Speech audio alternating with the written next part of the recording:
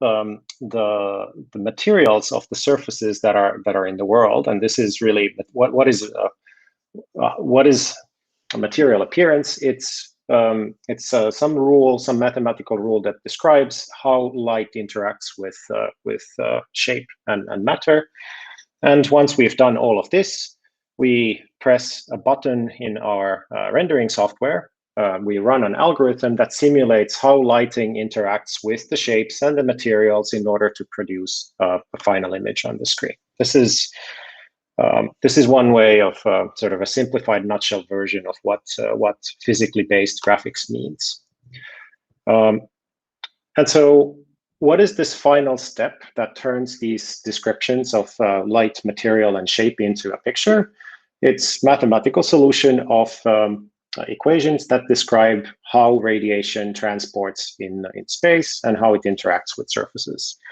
This, I believe, is the only formula in this talk, so this is not really about that. My point is that this step in here entails solving something that's well-defined and derived from first principles, okay? So to first order, you could say that graphics is simulation. Of course, there's a lot of subtlety to this statement, and I hope that I'm not gonna, it's not my intention to belittle or step on anyone's toes. Of course, there's lots of things related to interfaces and create how to create things that are not photorealistic and so forth. So it's a rich field, but humor me with this definition, please. So what's a simulator then?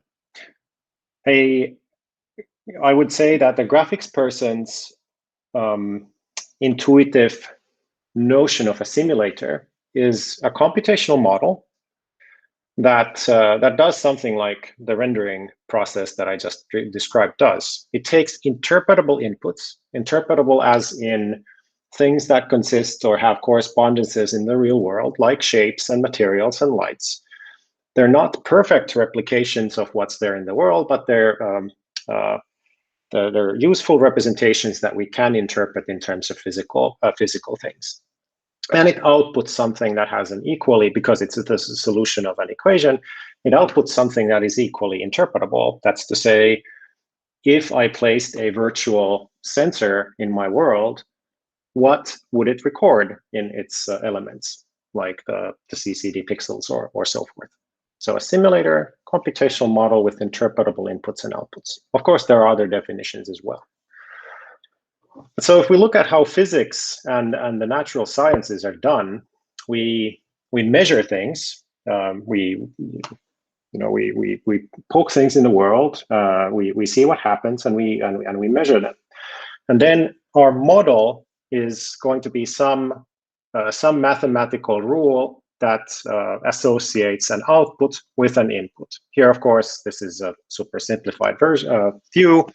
My data lies along a one-dimensional axis, and I've done linear regression to fit a line to that. But so model is something that that tries to explain data in some simple terms. And of course, model development, like physics or graphics or so forth, it happens that you think about what you actually observe, then you think about what models, what could be the underlying things that explain the behavior that you observe, and then you iterate like this. That's the natural scientific way of thinking about stuff.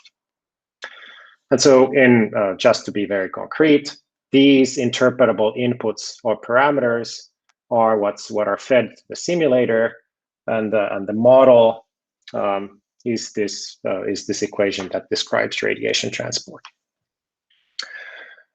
Interpretability in terms of physical quantities, I briefly talked about this already, that we associate some physical meaning to these things that we input to the model. And another nice consequence of this is that for lots of cases, of course, not everything, we all know the butterfly in the Pacific causes hurricane on the Atlantic thing, so it does not apply to all situations. But a lot of the time, it also happens that that physical simulators are the equations they solve are often well posed in the sense that when we perturb inputs in some way, we a lot of the time we have some predictable effect on the outputs, and this is because the models that the simulators are based on have been built from first principles. And so, and as an example of that, we can in graphics we abstract the way surfaces look by considering what happens to a tiny, very focused beam of incident lighting that hits on a surface. In reality, it gets scattered at different strengths at different directions, and we model this using some parametric functions that capture things like, okay, there's some light going to all directions, and then maybe there's some more light going into the mirror direction. This is to graphics folks. This is a common thing. So it's an abstraction of something that happens at a scale which is smaller than what we're interested in. And of course, these functions are called bidirectional reflectance distribution functions, or BRDFs. And there's lots and lots of models, parametric models that we can choose for the modeling. And once we do this kind of thing, once we have this kind of physically meaningful parametrization of an effect, here surface appearance, we can do things like then apply novel lighting to these things. And this ability to create new versions of that same thing with changing illumination is really boils down to the fact that we've broken the scene or the effect down into these interpretable parameters that allow us to meaningfully generalize outside of what we saw. Okay. So this was sort of an introduction to what I think about graphics, and the takeaway in for this talk is that, or there are a couple takeaways, that high fidelity realistic visuals can be obtained when our models work with physically meaningful or interpretable properties.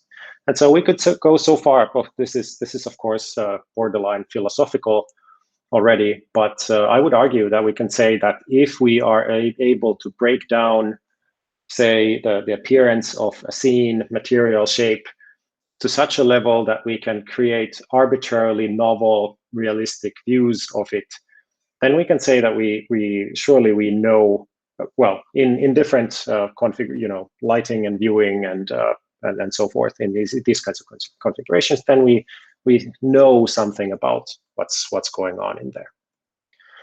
And of course, the second takeaway is that even simple real-time graphics models, such as the one that I demoed just before for surface reflectance, are surprisingly powerful if their parameters are set correctly. Okay. So this is all traditional graphics so far. What about deep learning? So of course, deep learning means the stacking together a pipeline of some computational structures, such as convolution layers or multi-layer perceptrons and these kinds of things, that take inputs, do something to it, and produce some outputs. And these things have lots and lots of parameters. So in the beginning, or when we initialize them, they don't do anything reasonable. And the point deep learning or machine learning in general, a lot of the time, is how to set the parameters of these computational building blocks in such a way that when we give it inputs, it does what we want. So, for instance, classify images. Okay, I trust that I don't have to go deeper into the details of how this happens. But so now the question, in light of what we just saw in the graphics, in the introduction to graphics, we can ask, does a model like this have similar properties? And it turns out that the answer mostly is no. Of course, I trust that many here have seen the phenomenon of so-called adversarial examples, which means that a model that was trained to classify images, these are actually surprisingly brittle in the sense that if a model, when fed with this image, says that it's with this and this confidence, it's a panda, we can design imperceptible changes into the input in such a way that we can make the model say that it's a gibbon or a school bus or whatever, completely unrelated thing, even though the input itself looks exactly the same. And so this is a visualization of the kinds of perturbations that we can apply to the input to make the model think that it's something completely different. So at least this shows that these models are not well posed in the sense that it's easy if you really know what you're doing, by a really small nudge to the input, you can cause catastrophic changes in the output. And I'm sure many of you have seen the news in the tech press in the past couple months, where people made the Tesla autopilot accelerate to 85 miles an hour by just sticking some electrical tape onto a traffic sign that made the 3 look a little bit more like an 8, or stuff like that. There's lots of really fascinating displays of this kind of behavior. A really nice paper is it's already a couple of years old, but called Set Distillation, where the authors show that you can take the CFAR image classification training set of 50,000 images with a carefully crafted procedure. You can distill that entire training set down into a set of 100 images. That has the property that when you train an image classifier with this set of 100 images that looks completely nonsensical to us, you actually get a classifier that does really well when fed with these original images. And so you train the model with these, then it can do a good job on these. This doesn't really instigate a whole lot of trust in the model having latched on to what we would call meaningful features. Okay, and of course, this adversarial business is a huge field of research in its own.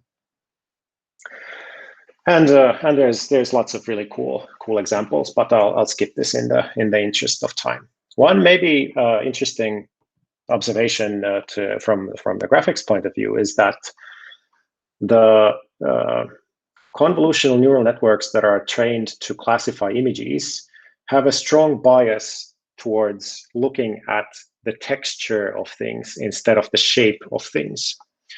So, for instance, if you modify the training set in such a way that you synthesize new texture into images. So, for instance, here the authors have made made a picture with the shape of a cat, but with the texture of an elephant, and then image classification networks actually pick up on that texture instead of that shape, and return the wrong results. I would argue that most of us here watching this talk would rather say that it's an image of a cat. That's rather strange, but you can still tell that it's a cat. This is not true for image classification networks. So this begs the question, pardon me, is machine learning all broken then? And of course, the answer is no. The fact, I should say that I'm personally of the opinion that image classification task, where you have one label per image, is a fundamentally limiting task. It's too simple to force the classification models, to actually learn anything meaningful. And these texture and adversarial attack things are, I believe, a result of that. But you can ask me about that later in the talk. But I should stress that, of course, it is absolutely magical that we are in the process, in the possession of models that can do these kinds of things, that can classify difficult images, that can segment and predict actions and these kinds of things. So this is not to say that the deep learning revolution wouldn't be real. Not at all. There's an immense, well, I would say, joy of discovery going on, that all of a sudden things that looked like they're impossible are becoming possible. Maybe this is just an this contrast is meant to serve to underline the fact that there are large differences in the properties of models that have been built from ground up, from first principles, and then these learned descriptions. So the answer to this question is no. By the way, can you see my cursor when I point with it? I didn't remember to check. Yes. Okay, great. Thank you.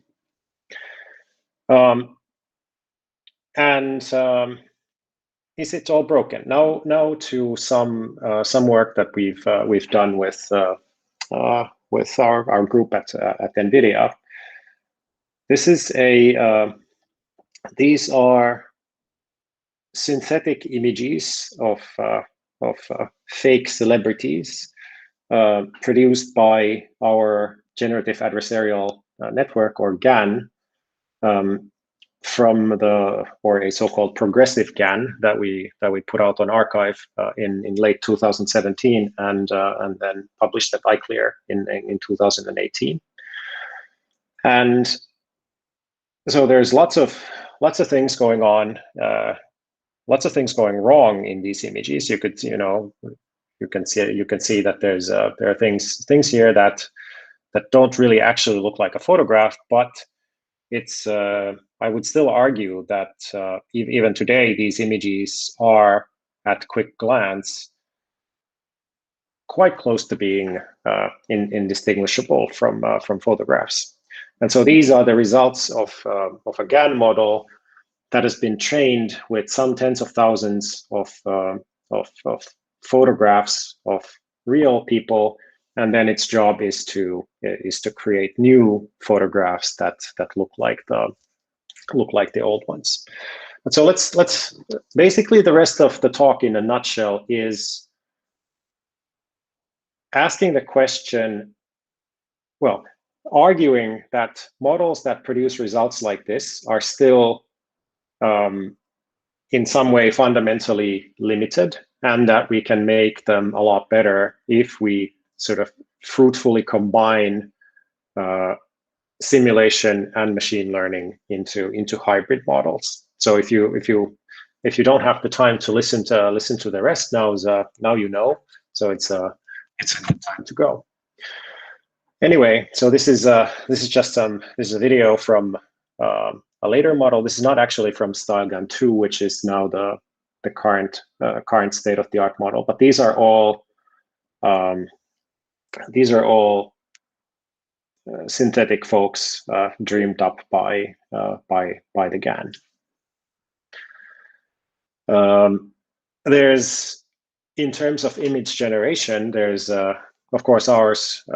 Even though I would say, I think it's safe to say that in terms of pure image quality, our StyleGAN models are still the top in that. There's of course lots of other really interesting and mind-blowing stuff going on in image synthesis. Maybe the latest example of this is the DALL-E system by OpenAI that has been trained with image and caption pairs from the internet. And it can do things like compose concepts.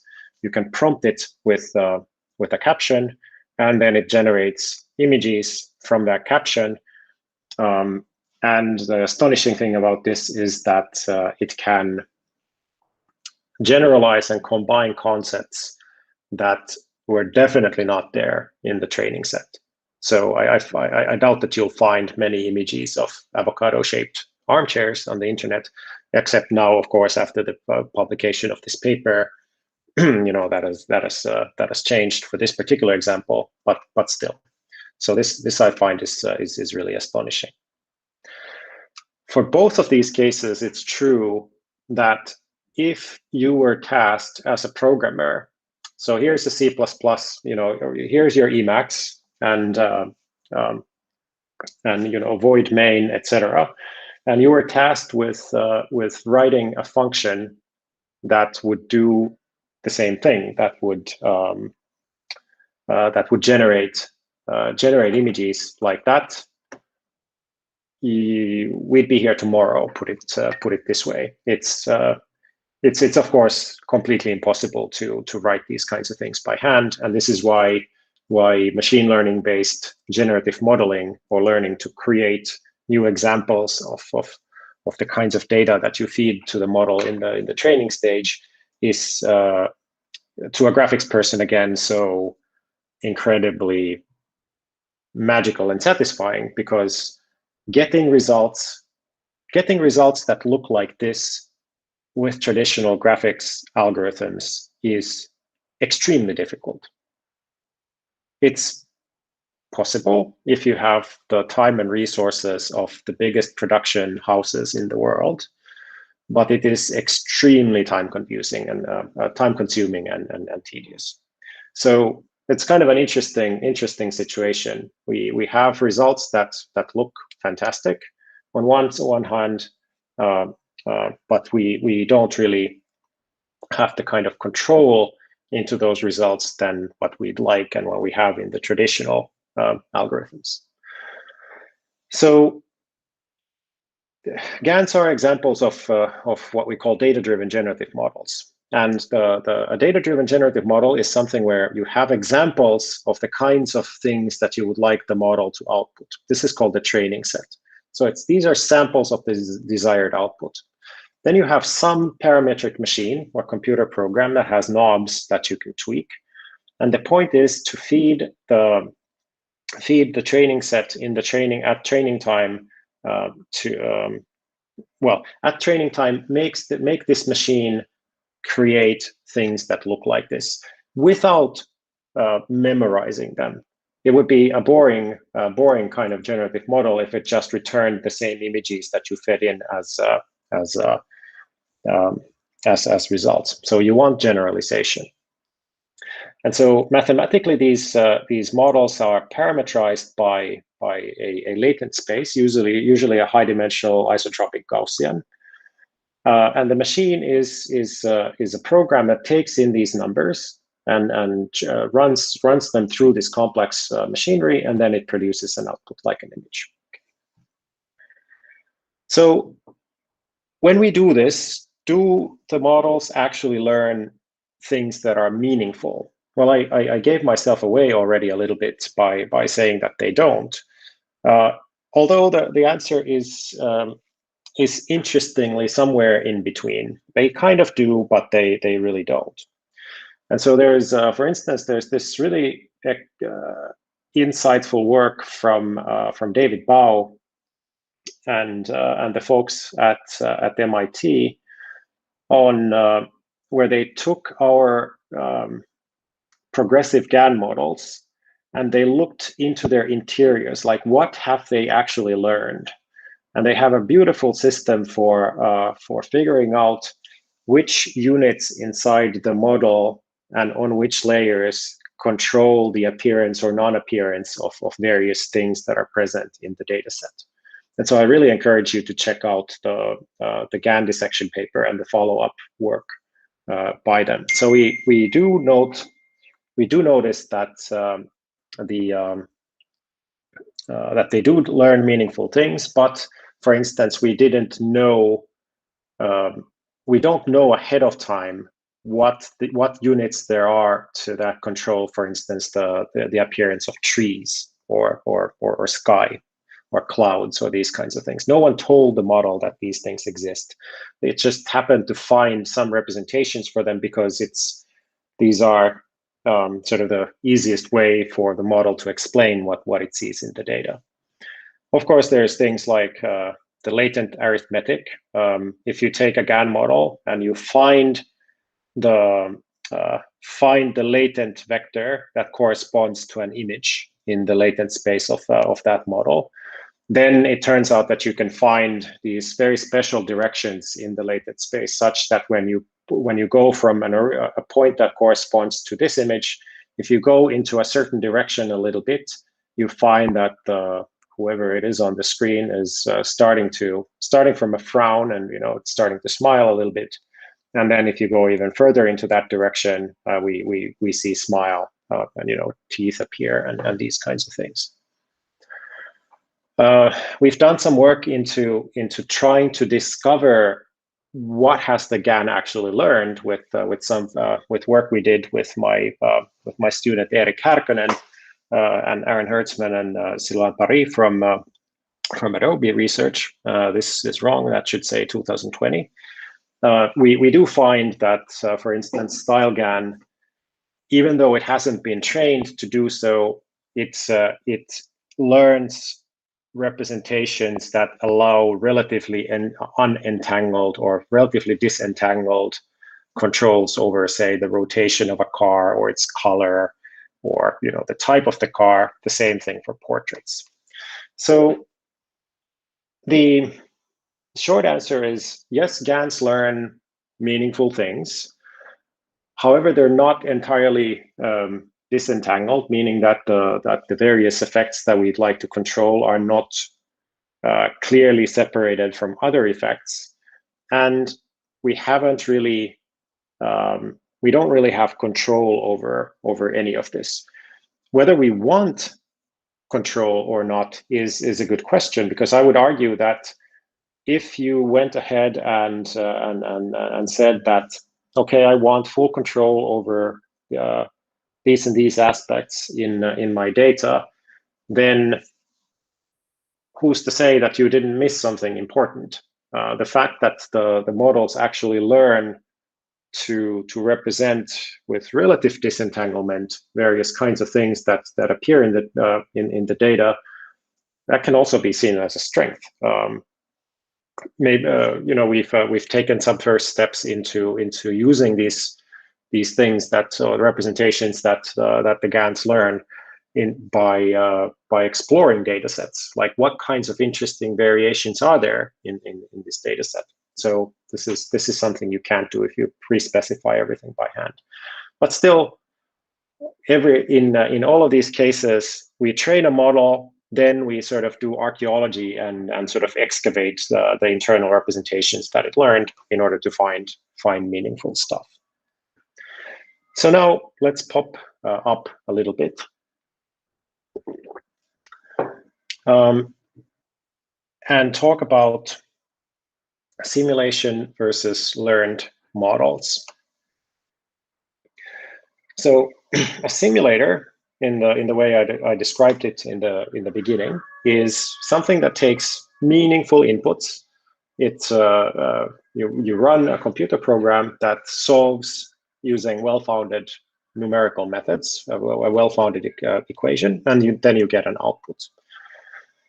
The data-driven generative model is different in the sense that we give in random numbers drawn from a prior distribution, like a Gaussian. Then we have a model that turns them into outputs.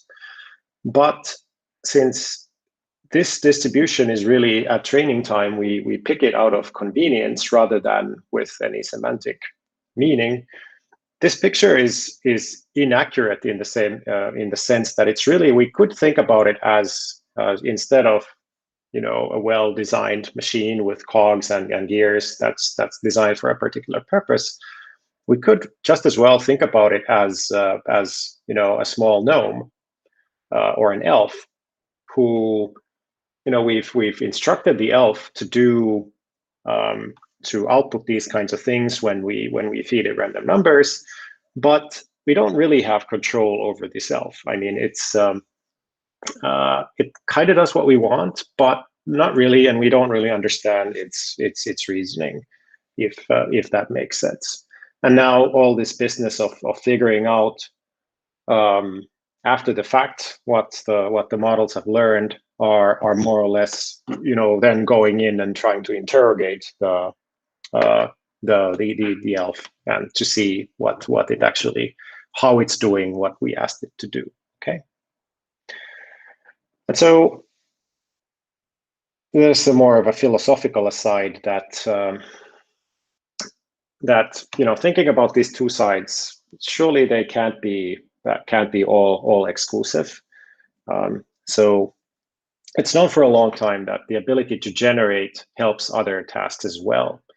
And so this just intuitively speaking means that if my simulator is well conditioned, and I'm able to find inputs to my simulator such that the model output matches what I observe in the real world under suitable conditions, then my model of what I observe is probably correct. And of course, this is an old idea that's been called, among other things, analysis by synthesis. This is a classic paper of the so-called morphable face model from Blantz and Vetter in SIGGRAPH 99, where they found geometry such that when they render that geometry along with a texture map from the right direction, then they get an image that looks like the input. But so doing things like this, where we try to fit, say, images of faces onto photographs, we have been able to do this for 2 decades now, but this requires an extremely strong prior of facial geometry only. We only look at the face region, and still optimization to find the right camera pose and the geometry and the texture and everything is still very hard. So this optimization problem there's lots of different local minima, there's multiple value. These are nasty problems that are hard to actually in practice optimize by just comparing pixels in the output. So you require really good initial guesses and so on. So if we compare simulators and these data-driven generative models from these axes, we have good and bad bits for both. So simulators, being based on first principles, they're sort of meaningful and understandable. They're also data efficient, meaning that you don't need a huge training set in order to, for instance, write a light transport simulator. It suffices that you know the equations that you're going to solve, and then more or less your rendering software will be able to create pictures of entirely new kinds of scenes that it's never seen before, because it's really the physics that ties everything together. So simulators generalize well. Of course, there's small print in everything, but more or less this is true. But at the same time, it requires really a lot of work to get truly realistic outputs from simulators, and also the data in which we process these things often lives in spaces with poor structure. I won't go too much into this, but I'll just say that, for instance, a mesh, points connected together into triangles that form a surface, tends to be a very, very poor kind of representation for learning algorithms, for one thing. On the other hand, on the other side, these data-driven models are kind of, the gnome does what it wants. Turns out that it does something reasonable, but we don't really have the kind of control or interpretability that we have for simulators. And we need lots and lots of data to learn the rules that allow us to generate, because our models are general purpose. They haven't been tailored to the particular generation problem at hand. On the other hand, we do get photorealistic results, and And as a result, in the process, we also learn to parameterize complex data manifolds. Actually, unfortunately, I took away the slide that I had for illustrating this. But what I mean is that if you pick, say, 2 points in the latent space of StyleGAN that's learned to produce faces, and you interpolate between those 2 points, and then you generate the intermediate picture for each one of those intermediate latent points, you get images where the image of person A morphs sort of smoothly and seamlessly into the image of person B in such a way that all of the intermediate frames are really meaningful. If you take my photo and Diego's photo and you blend the pixels directly, we don't get anything of the sort. And so this brings me to the title of my talk, which is Why Learn Something You Already Know? And again, small print. It is, of course, interesting trying to learn as much as you can from as little or few assumptions as you can, but still. So models, we know very well that images are some function of shape, material, and light, and decades of graphics research have taught us to think about this in very good ways.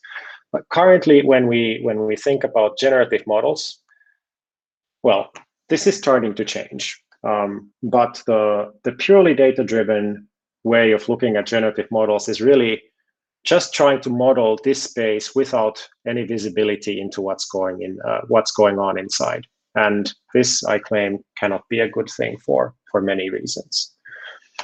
And so the hybrid of these approaches, if we just here stacked these on top of each other, these two ways of generating images, one way of thinking about reaping benefits from their combination is to push the learning into the first part of the process, to learn to model scenes in terms of these meaningful representations like shapes and materials and lights that can then be simulated into a final image with a well-founded numerical solver.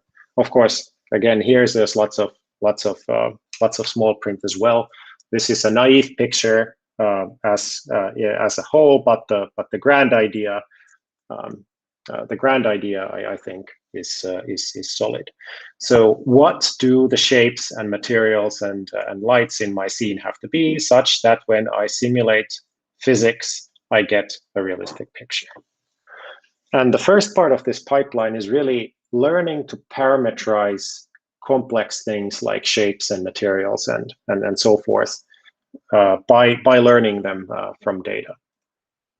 And so from a GAN perspective, this could look like follows. The GAN is a model where two networks, the generator and discriminator, or the critic, are jointly trained.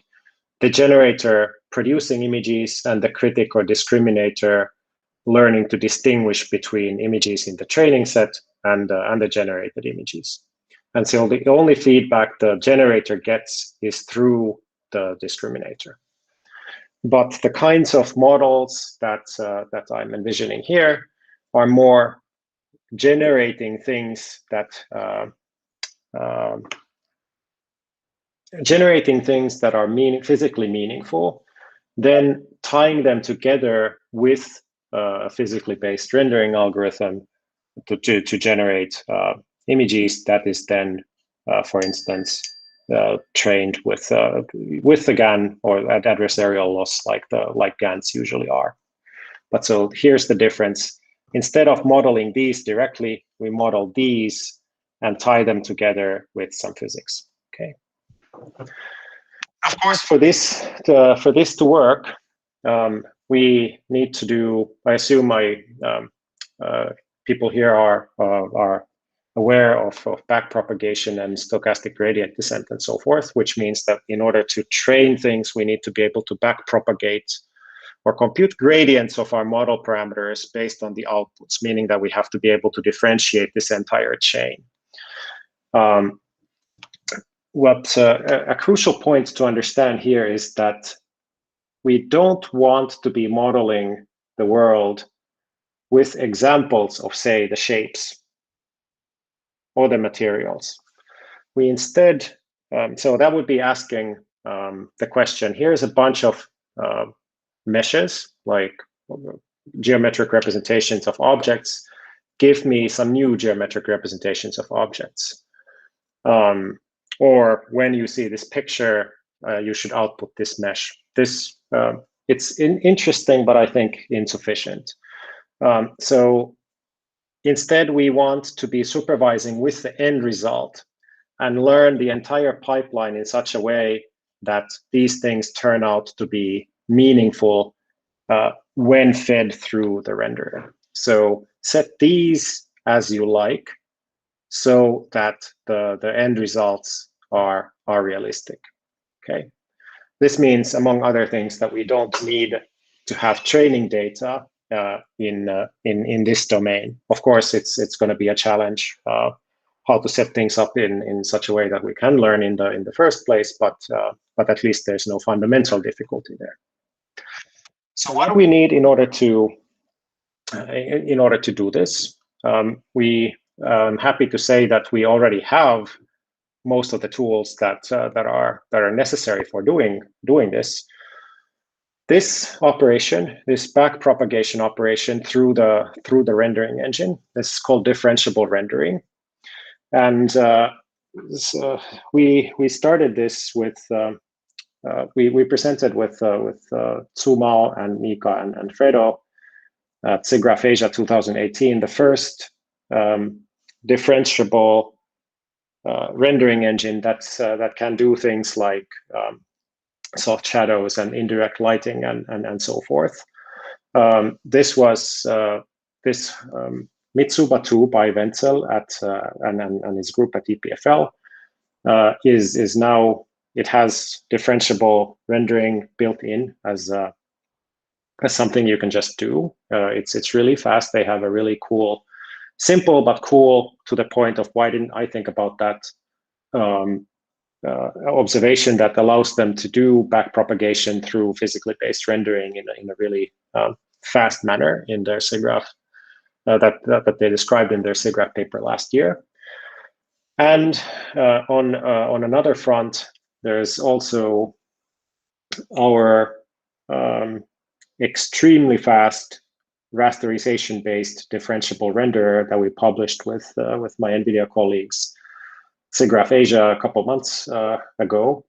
That runs on the GPU, is highly modular. It's easy to compose various kinds of rendering pipelines out of it, and it's so fast that we can do facial performance capture through inverse rendering at 4K resolution, which is our example application in the paper. So really, the problem that we're solving here is, what does the texture and the shape have to be such that when we render it, it matches whatever we see in the input videos, and this happens at 4K.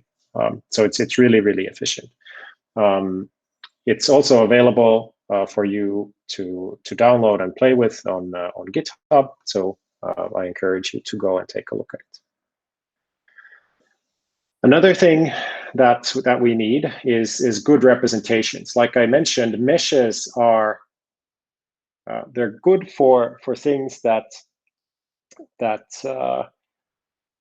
for sort of template things. Like for instance here, the human head, sun's hair, and so forth. It has a certain shape, but and so we can sort of model the space of shapes of human heads with meshes, but it doesn't really hold for lots of other things.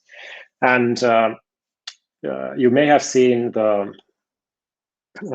explosion of papers on neural radiance fields, or NeRFs, which from a graphics person's point of view is looking at light fields and surface light fields again. And these things are are able to take a bunch of photos and then output a model where you can draw free viewpoint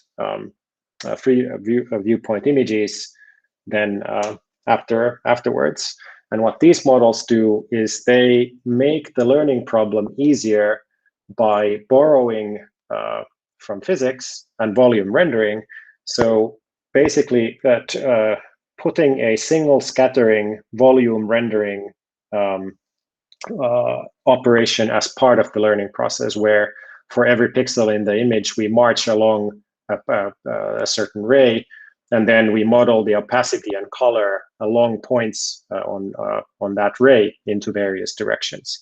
So what's going on here is that the parametrization or that single scattering physics turns the learning problem into something that's much easier to learn for the multi-layer perceptron that they're using, rather than it would be if we tried to do this without this kind of structure. So this is and there's of course tens of papers on NeRFs and various extensions out now, but this is an example of the kinds of thing where by combining a first principles physical model with a learned component can yield really nice results. And of course, this is all in all a very hot topic. There's lots of work out there, which I'm very happy for. It's not my intention to even try to be exhaustive with it. I think it's still safe to say that we are quite far from being able to complete an end-to-end learned generative model that outputs, shapes and materials and lights, these kinds of interpretable things that we want. The quality of these kinds of models is currently still not really close to the kinds of quality of results we got from the two-dimensional generative modeling, or what was the state-of-the-art two-dimensional generative image model in late 2017. So there's work left to do, which is exciting. So now I'm going to wrap. One way to think about it is that, is through Daniel Kahneman's. If you've read Thinking Fast and Slow, if you haven't, I recommend it. He talks about two modes of thinking. There's the fast mode, the unconscious and automatic reflex type of thinking, and then there's the slow kind of iterative thinking it through type of thing. And we humans do both. And you can associate, or it's not difficult to see the parallels of the machine learning models with these fast and unconscious and automatic way of thinking, and then simulation, testing hypotheses, and these kinds of things as more the slow thinking it through type of thing. And combining both, I think, is going to be a big win for us in all kinds of terms. So building in prior knowledge in the form of simulators that are built from first principle, it has to make sense, in my opinion. It will help with data efficiency. We don't need as much training data. It will help building models that are interpretable, and it will also help making causal inference work, which is one of the Achilles heels of current machine learning models.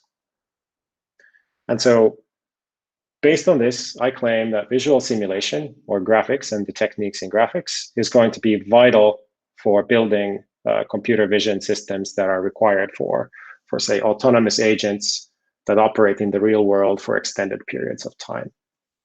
And with that, it's time to thank you for your attention, and happy to take questions and discussion now. Well, thank you very much, Jaakko. Very informative talk.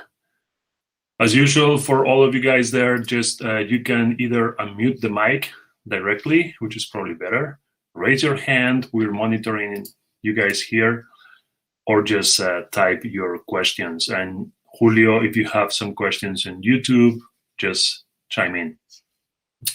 So I'm going to start with one. Basically, you asked for it, so can I ask you about Saturn's bitter lesson? So Rich Sutton's bitter lesson is, I don't have a link for it now, but it's basically a warning against trying to build in too much smarts into learning systems.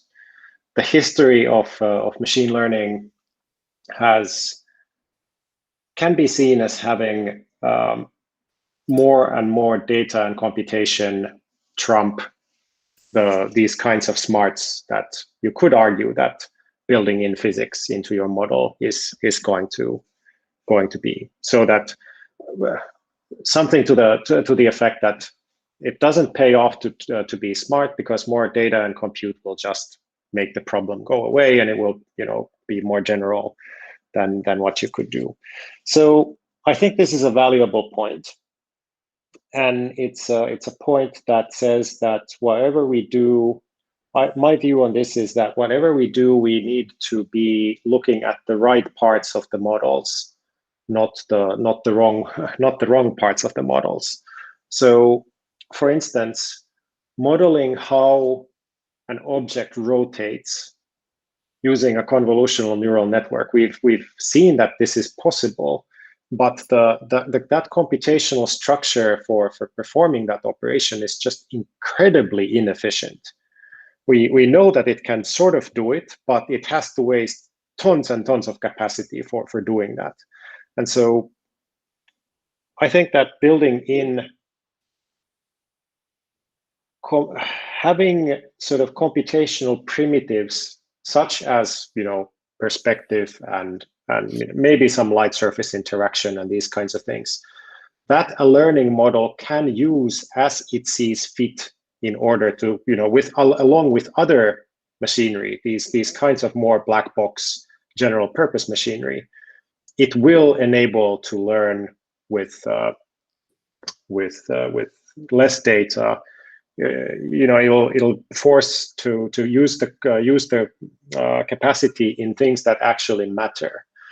And I think this causality issue is one big point here, that a physics simulator is a causal model, in the sense that we can say that under these conditions, when we let things go, we can predict what's going to happen, and we know that from first principles, say dynamics, we can say rather strong things about what we think is going to happen. And this is really not true for the kinds of machine learning models that are prevalent today. We observe correlations, but actually inferring causality is incredibly difficult and impossible in most cases. And I think building in these physical properties is going to help us with that, if that makes sense. Yeah, thank you. Adrian raised his hand first, and then there's a question in YouTube for now. So Adrian, you can go first. Thanks a lot, Jaakko. It's very, very inspiring to talk.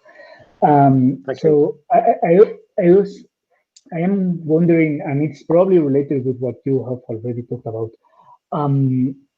What do you feel about these works? I mean, there has been starting to be some works that try to do the physical simulation in neutron transport, not that much in transport, but also in fluids, and even in modeling very simple physical examples, by trying to accelerate computations with generative models or latent spaces in generative models. So what do you think is this boundary between the physical model and the latent space being more blurrier, or is just we are just fitting a super complex model that is probably not needed to be fitted, and in the end it might break because it's easier to have the model that we already have in physics, so to speak? So Adrian, thank you for the question. I think this is an extremely interesting question. So if I read you correctly, you're referring to the work, for instance, where actually some of my colleagues at NVIDIA, Anima Anandkumar and her colleagues, they have work where they take fluid simulations, which are difficult to solve nonlinear partial differential equations, and they accelerate their solution by some orders of magnitude in that process. So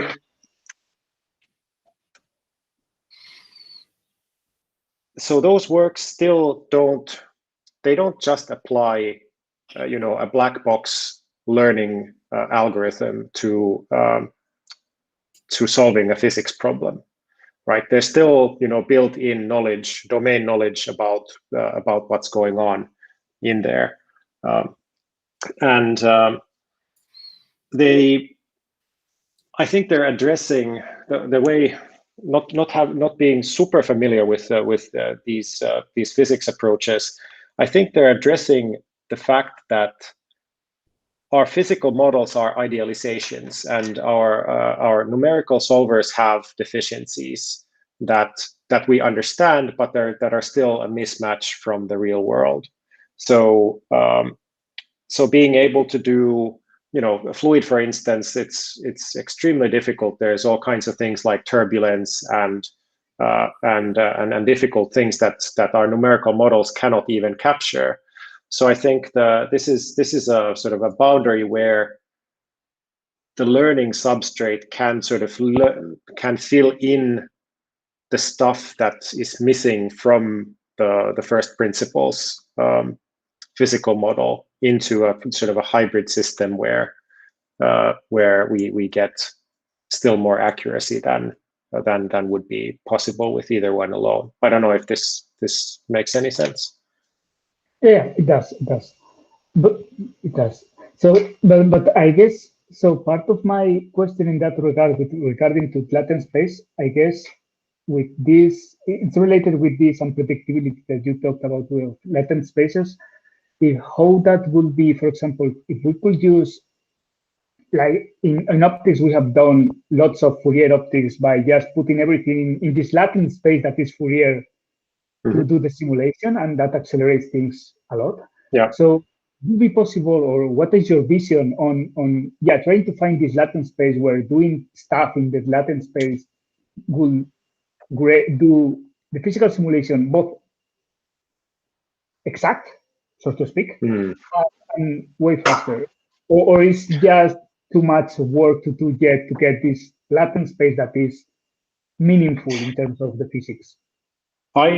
I think it is a meaningful concept. So when I talked about good parametrization and the fact that some things live in bad, in spaces of poor structure, this is, if I understand your question correctly, this is basically what I mean. For instance, a fluid solver operates on a grid, 3D grid that has, say, pressures and velocities and these kinds of things. And then, if your flow is incompressible, you have to, and your equation says that this is incompressible. There are no sources and sinks. Stuff that comes into this cell actually has to go out of this cell, and so forth. But the 3D grid in which you parametrize is overcomplete in the sense that there are lots of, if you randomize a pressure field and a velocity field, then it's not going to be incompressible, and you have to go through special trouble to actually make that numerical algorithm have these kinds of important physical invariants. And so just the same way as an image is a terrible, pixels are a terrible parametrization for images. If I take a photo of myself and I want to, smooth my skin or whatever, then I'm not going to go and edit the values of individual pixels with a text editor, but rather I'll go and use some tool that has, that does more things at once, that's more tuned to what I'm trying to do. So I absolutely think that learned latent spaces that capture sort of the physically meaningful actions and behaviors that go on in a system is definitely a good idea, in the sense that they sort of restrict the space of solutions to the relevant stuff, and sort of cuts away the irrelevant stuff, so that you don't have to deal with it with as much pain, I think. So in that sense, one could think about it as preconditioning. Preconditioning meaning just going into a different set of coordinates, whereby solving your problem is faster and easier. Okay, thanks. And thanks a lot for the great talk. Thank you. So, Juan Raul in YouTube, I'm paraphrasing, but I think the first question, it was the same as Adrian that you just answered. He was asking, do you think it would be possible to have latent graphics, quote unquote? Could this alternative representation lead to discoveries in the underlying physically based simulation? I think this is pretty much what you guys have just discussed. So the second question is, do you think GANs would be the ideal trained generator model, or another generative model could be interesting, maybe more controllable and easier to train? So that's a great question too. I'm not, even though our work so far has been on GANs, and which is where we're working now, I don't have any kind of religious relationship with that formulation.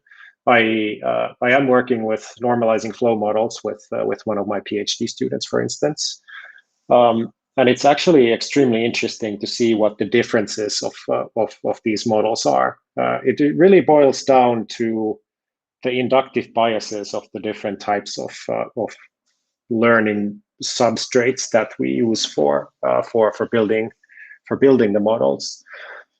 I'm not familiar. Well, I mean, I'm familiar with VAEs, but haven't worked on them myself up until now. But from what I know and my personal experience, I don't think there's a fundamental difference between the trainability or controllability of any of these types of models. Now that we've found out how to train GANs, like what we have to do in order to make that happen, I think we're sort of the early years problems of things just diverging and exploding. I mean, it's still not entirely gone, but we know a lot better what we have to do. So I don't think there are fundamental differences, and I think it would be absolutely foolish to sort of not try to think about it as, on a broad scope. So I think let all the flowers bloom, and they all have different and interesting properties, and I think the jury is going to be out for a long time if we ever find out which one is best. Yeah. Well, I likely we will not find that out. Thank you. Is there any other question? You guys can unmute the mics. Julio, do you have something on YouTube? Not so far. I mean, just Juan Raul's questions. So one of the things, as an educator now, Jaakko, that we find here, and these students here in these masters may or may not be representative of what I'm going to say, but we find that over the last few years, people are more and more attracted to deep learning, and they seem to forget the simulation part that you were discussing, right? Like, why go through all the trouble if I can just do this and that, mix and match things, and boom, it outputs something that is cool. What is your impression? When do you think that, I don't know if the novelty will run out in a way, and NERF is a good example that you can still go back to the physics of the problem and incorporate that into your model. Do you have the same tendency in Finland, and how do you think we can convince the students that, okay, this is an amazing new tool is fantastic, let's not forget about the simulation? Yeah, it's simulation and probability and stats and all that stuff. So it's a good question. I think well, there's a lot of hype. Clearly, there's a lot of great material available online, which it's easier than ever to find the latest and greatest thing on Twitter and so forth. And of course, this kinds of, for instance, social media advertising does not it shows the flashy stuff, but it doesn't really show the limitations, and it doesn't give you the full picture. And you need expertise in order to be able to sort of put things in perspective and so forth. So first of all, my personal opinion is that all the attempts I've seen of just applying deep learning to it are, they're not successful. Or if they're successful, then I don't think your problem was very hard, or that the bar tends to be pretty low. And so I don't know. I'm basically going to answer with the same way, arguing that if we want interpretability, predictability, maybe if we want to make progress on causal inference, these kinds of things, I think these are, well, I can't claim this has to be done in order to get to those points, but I think this offers like an obvious, avenue towards achieving these kinds of things, which we currently just don't have on the deep learning models. Yeah, thanks. There's one more question in YouTube, picking up on what you just said, that pixels are a bad representation for images. The question is, any speculations about alternative straight to meaningful code acquisition hardware? That's a great question. I think the physics and the way our sensors work, I think the pixels are going to be there for a while. I don't see, the light is, when we take pictures, light is linear. We know how it behaves.